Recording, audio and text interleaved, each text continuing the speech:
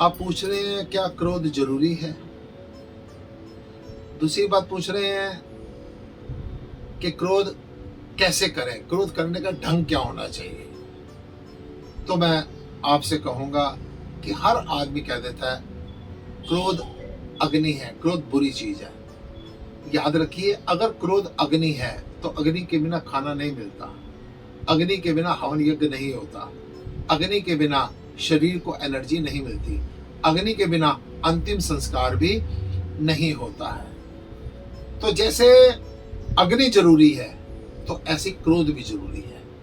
लेकिन किस समय पर आपको किन हालात में क्रोध करना है उसको समझना जरूरी है। अगर भीष्म पितामह जी ने, अगर धृतराष्ट्र ने समय पर क्रोध किया होता, आंख दिखाई होती, एक थप्पड़ दिखाया होता, एक चपत दिखाई होती, तो शायद कौरवों पांडवों का युद्ध नहीं होता।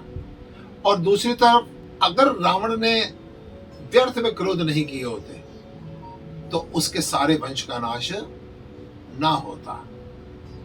आप अगर अपने बच्चे के साथ क्रोध नहीं कर रहे हैं और बच्चा बिगड़ रहा है तो गुनहगार आप भी हैं। और आप अगर व्यर्थ में क्रोध करते जा रहे हैं तो बच्चे की बर्बादी का कारण भी आप ही हैं। क्रोध कीजिए, लेकिन इतना ध्यान रखिए हमने अपने आप को जलाना नहीं है। जैसे कह रहे थे ना, क्रोध अग्नि है, तो अग्नि के पास जब कोई महिला खाना बना रही होती है ना, तो इतना ध्यान रखते हैं मेरी चुनरी में आग ना लग जाए, मेरी साड़ी में, मेरे पल्लू में आग ना लग जाए। ठीक ऐसे ही आप ये बात ध्यान रखिए कि मैं अगर गुस्सा कर रहा हूं तो मेरे गुस्से में ये ना हो कि मैं गुस्सा मेरे को जला कर रख दे। मैंने क्रोध करना, क्रोध करने की एक्टिंग करनी है। अब आप दूसरा प्रश्न है कि क्रोध करने का ढंग कैसा होना चाहिए। रामचरितमानस से सीखिए। भगवान श्री रामचंद्र जिस समय पर लंका पर चढ़ाई की तैयारी कर रहे थे, रास्ते में समुद्र आया। सबसे पहले रिक्वेस्ट की, प्रार्थना की, प्यार से कहा नहीं, फिर वार्निंग दी, और वार्निंग के बाद भी अगर नहीं मानेगा तो फिर जो करना पड़े हो ही है वही जो राम रचि रखा।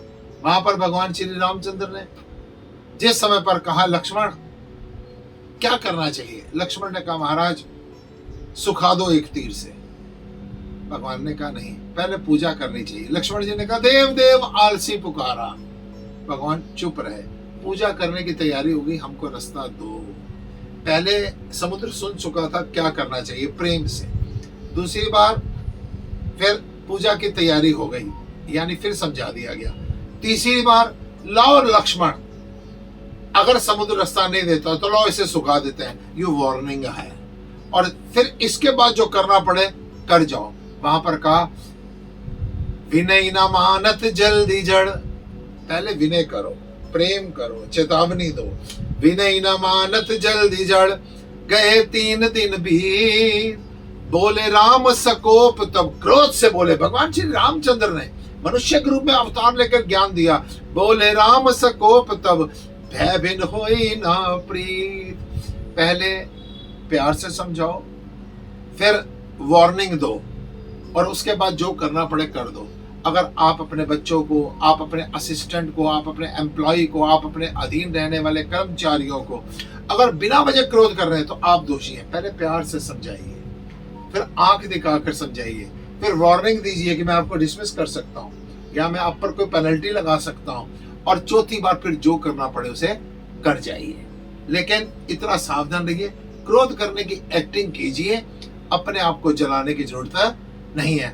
अगर आप पहले प्रेम, फिर वार्निंग, और फिर जो करना पड़े कर जाएंगे ना, फिर उसमें पाप नहीं है। बिना वजह अगर क्रोध कर रहे हैं तो उसमें दोष है।